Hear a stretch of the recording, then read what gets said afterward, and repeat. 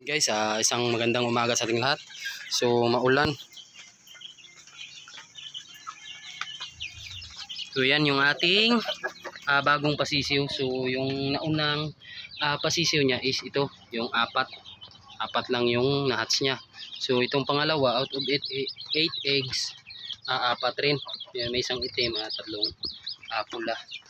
So, yan guys. So, dito pa yung inahin niya sa loob. So yan, may dalawang itlog pa natira dito kaso hindi na ito mag-hatch. Ayan.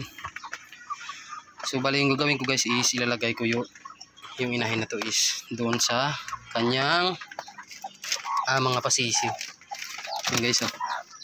Yan, yan yung dalawang itlog. Medyo madilim kasi dito.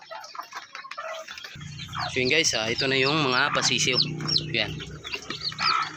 So yung unang pinapainom ko sa kanila guys is tubig na may asukal. And then yan yung pagkain nila, Booster Crumble. Yan guys. So dyan lang muna yung inahin na yan. So nilagyan ko lang ng divider to para mahati.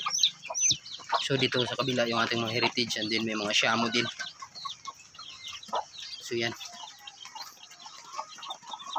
So yun lang guys for today's vlog. Abang-abang kayo sa mga susunod pang mga videos natin.